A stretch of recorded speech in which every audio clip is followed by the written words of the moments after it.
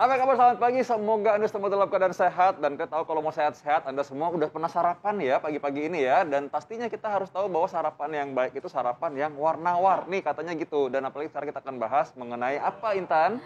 Tentang jus mix, buah-buahan dan juga sayur yang dapat menurunkan kolesterol nih pemirsa.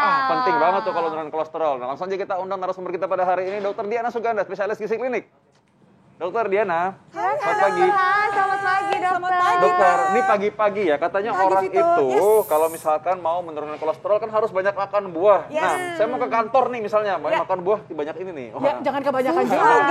ya. Kebanyakan. Supaya praktis kita apain? Kita jus aja Kita biar lebih jus. Tapi gampang. katanya kan kalau jus katanya itu kurang baik katanya karena soalnya berkurang vitaminnya. Benar demikian? Nah, makanya kita akan bahas lagi ya nanti. Iya betul sekali. Nah dokter, ini kan buah banyak sekali dokter di depan kita. Ada nanas, terus ada juga sayur-sayuran juga nih di sini.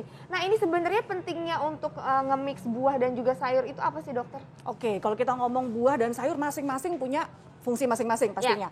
Nah, yang kita dapatkan dari buah-buahan biasanya apa? Ya vitamin, mineral.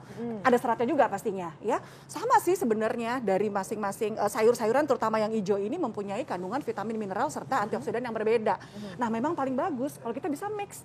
Bisa 3 sampai 4 item lah per sekali ngejus. Oke. Gitu. 3 Tinggal sampai dikomen 4 aja. jenis ya? Kalau misalnya yang rasanya agak pahit, ya kita combine dengan yang rasanya lebih manis atau asam untuk mengurangi bau-bau langunya. Kayak gitu. Nah, ini di antara misalnya di rumah mungkin sekarang ada ibu-ibu yang lagi menjaga anaknya atau nenek-nenek yang jaga cucunya ya. Mungkin lebih bagus nggak sih kalau pakai jus ya? Karena kadang-kadang mungkin ngasih makan ke anak itu kadang-kadang PR juga nih kalau ada banyak lagi buah-buahannya. Betul. Bisa kita combine sebenarnya dok. Jadi untuk jusnya sendiri kita kombinasi. Yang penting sebenarnya tadi kalau bisa sih warna-warni ya campur-campur warnanya. Nah harus lengkap juga.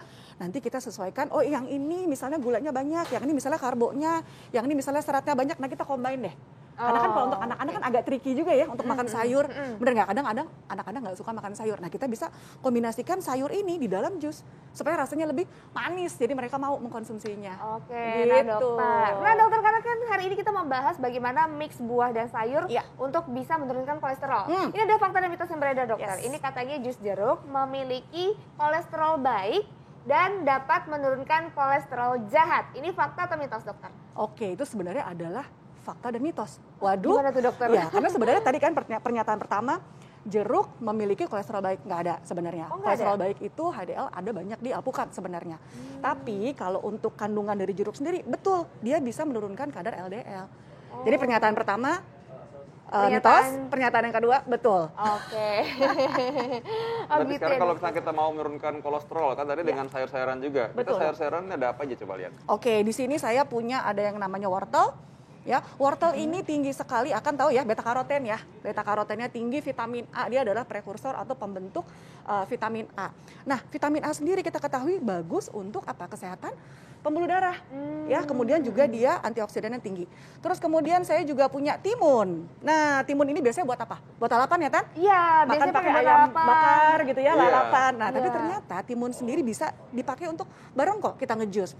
Nah, timun sendiri mengandung quercetin. Quercetin itu sebenarnya antioksidan juga, berfungsi untuk membantu elastisitas pembuluh darah. Sehingga jika pembuluh darahnya bagus gitu ya, tekanan darah tinggi juga bisa dikontrol ya, gitu, Nah, dok ya. ini pas banget nih, tepat sesuai dengan kita. Iya, Ada iya, fakta iya, mitos iya. nih kalau gitu ya. Fakta mitos ya ini. Jus wortel ini sangat tinggi kalium sehingga dapat menurunkan kolesterol dan risiko penyakit jantung. Ini fakta atau mitos? Nah, itu adalah fakta. Fakta, Tadi udah wow. dibahas sedikit Iya. ya bahwa ternyata dalam wortel sendiri ya tadi kaliumnya tinggi, ya potasiumnya tinggi. Nah, potasium sendiri atau kalium mempunyai efek melindungi pembuluh darah. Ya, biasanya nih kalau orang yang dengan kolesterol biasanya nih ada plak atau ada lemak-lemak di dalam pembuluh darahnya sehingga suka kaku. Ya suka ya kayak kalau kita ngomongin kabel itu mestinya kabelnya elastis, kabelnya jadi kaku. Nah, kandungan dari kalium dalam wortel ini bisa membantu mengelastis lagi si pembuluh darah sehingga nanti kolesterolnya juga akan lebih baik. Lebih baik. Boleh. Dan juga kalau orang yang darah tinggi apalagi itu, nanti juga dia membantu untuk menurunkan juga ya supaya Tensinya. nggak semakin kaku dan ketat Betul. pembuluh darahnya. Betul Jadi banyak sekali. gunanya ya. Nah, Iya. terlagi nih kita mau ngejus nih, tapi jus campurannya apa saja yang menarik ya? Ya itu dia, kandungannya apa aja yang supaya rasanya tetap enak Yes. tanpa gula ya gimana, dan kandungan gizinya seperti apa nanti kita akan bahas sesaat lagi, tetap di Hidup Sehat.